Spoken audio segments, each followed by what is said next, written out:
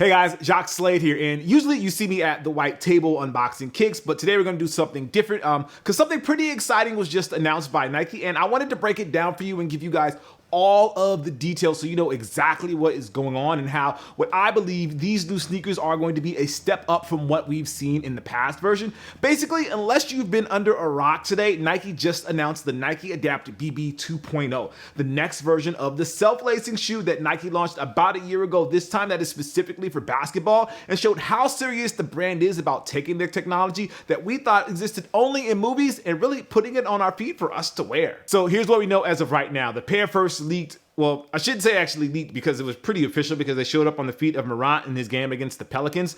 Pictures of the shoe actually started leaking out on NBA Kicks Twitter and on the Grizzlies social media over on Instagram, and it was almost like a precursor to the announcement that Nike made this morning. The Adapt BB, it takes I'll just say a dramatic change from the previous version, which in itself is different from the Hyperadapt that was designed by Tiffany Beers, which was also based on the Nike Mag from Back to the Future 2, which Tiffany also designed as well. Well, she didn't design the one for the movie, but the one that went to retail. If you've been around sneaker accounts on IG or Twitter, you may have actually already seen the Adapt BB 2.0 over the last few weeks, and I'm not sure if that's what pushed Nike to officially announce the shoe or if this was all a part of the original timeline.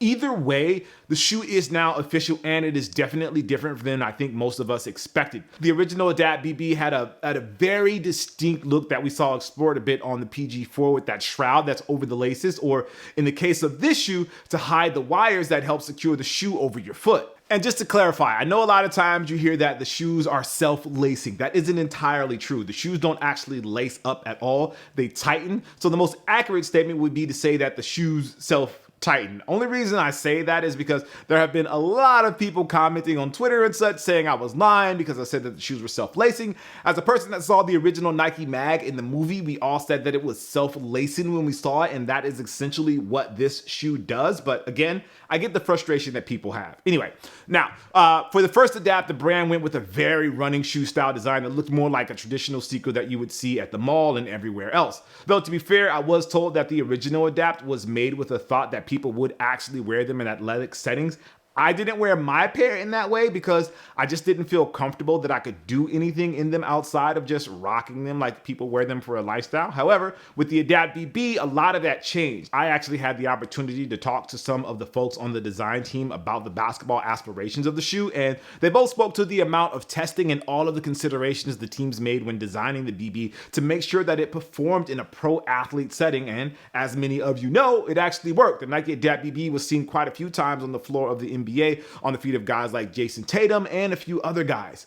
One of the cooler aspects was the fact that you could actually tweak the upper shroud because it was so big and it helped to make the silhouette your own. We saw plenty of customs hit the hardwood, which was really dope in my opinion and really showed the potential of the silhouette. With the BB 2.0, you can see the design has changed quite a bit. One of the biggest changes is the fact that the shroud on the upper is, well, I don't want to say it's gone, but it's not as big as it used to be. For the original, the shroud was a big part of the design and it actually hid the cords that help tighten the shoe onto your foot. For the new version of the shroud, well, it's still there, but it isn't. The new shroud is cut a bit lower on the upper and gives you a little more access to the tongue of the shoe. The lower cut also lets some of the cords on the upper show, which I believe Nike hid in the last version intentionally. Not that it was a secret that the cords were there, but I think they did it to keep the look of the shoe super clean. Not so much with this one. The cords are out in the open on the top part of the shoe and it looks as if they have that same sort of like I'm going to call it a crisscross pattern that was used on the 1.0. They also seem to add more swooshes on this pair. In addition to the swoosh that's on the shroud, you see a swoosh on the medial side of the shoe, and it is in a very weird orientation. It's kind of pointing down. I don't recall seeing a swoosh in that direction on any pair of kicks that I've seen off the top of my head, but I could be wrong. Feel free to leave a comment down below in my DMs with the model number. Obviously not something that would affect the performance of the shoe, but it's still a very interesting visual detail, like the swoosh points down. Anyway, there is also a very unique shape to the heel of the shoe that I still don't understand.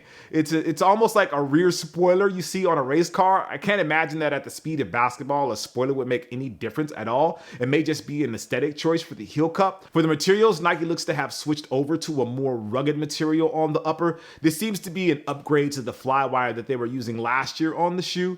This year, Ben, the designer, is using a stretchable ballistic mesh, which is just basically a more stretchy, breathable material. So having spent some time playing in the original BB, I didn't really have an issue with the materials that they used. It wasn't anything special, but I also didn't feel like I was missing anything. The upgrade to the stretchy mesh should make the shoe a little easier to get on. And the best part is like how the materials actually took to color, which allowed for Nike to create some pretty cool looks, most notably the Nike Mag colorway, which looked pretty dope to me. One improvement I was looking forward to was the last pair wasn't the easiest to actually put on, and with the new lacing structure and the new lacing system on the tongue, it makes that process a lot easier to get in and out of the shoe. This is also why you get those exposed cords and shortened shroud, as well as that stretchy mesh material, just so it makes it easier to slide your foot in. Spec-wise, it doesn't look like there were too many upgrades to the electronics on the shoe, though it would be rather sick to make a video about like the processor and RAM in your shoes being upgraded from model to model like it was like your cell phone or your computer. But if Nike is going to share the data from the way you run or play when you're wearing the shoes, there has to be somewhere for them to store that information before it's transferred to your phone and up into the cloud. Not that Nike has said they're going to do that, but I do think it's something we should expect from Nike in the future. I did find that the last model required a bit more pressure than I expected to activate the shoes, but not a deal breaker in any way. Aesthetically, they actually changed the clip around the buttons to highlight them more, but it doesn't look like it will affect the pressure that you actually need to put on the buttons. And speaking of activating the shoes, you still have the sensor that is in the heel of the shoes that tells you when you put your foot actually inside the shoe, and it automatically tightens based on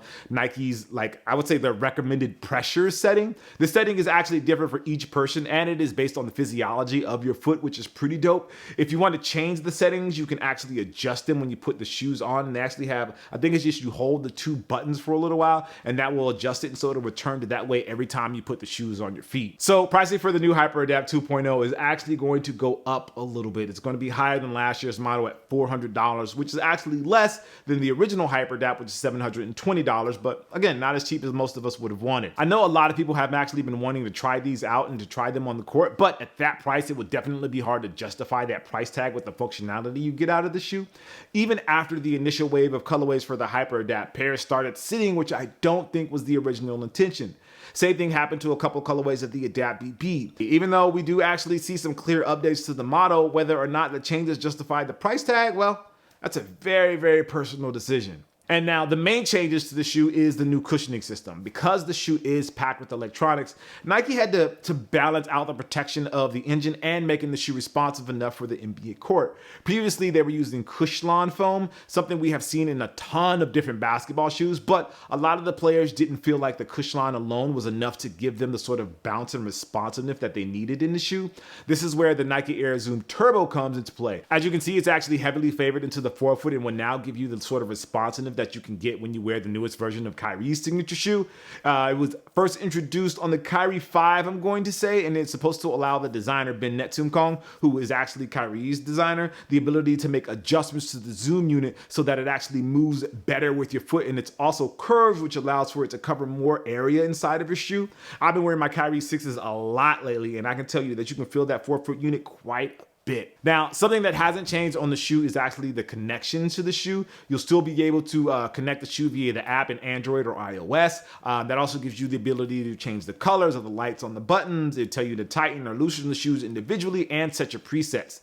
They're bringing back wireless charging, so that'll be cool. The shoes are expected to remain charged for 10 to 14 days. That's based on regular usage. Nike considers regular usage someone that plays basketball 5 times a week, once a day. So as I mentioned in the Nike Huarache Adapt video, the intersection of sneakers and tech is perfect for me. I love both of those worlds, and these shoes are the beginning of something that I think can be really exciting in the future. The fact that you are using a phone to talk to your sneakers is a pretty exciting revelation, and though it may not be the most practical thing to do in this day and age, the opportunity that it provides in the future could be really dope. I see a day when Nike makes recommendations to you based on the data that your shoes send to the cloud. That's mind-blowing. Everything from how you stand up to how you walk to how much you work out can be analyzed, and they can provide a workout that is actually tailored to you as an individual. The world is getting increasingly individualized, and this is an option to take this a step into the future with a pair of shoes that has a simple Bluetooth connection to your phone. That's insane. So that begs the question,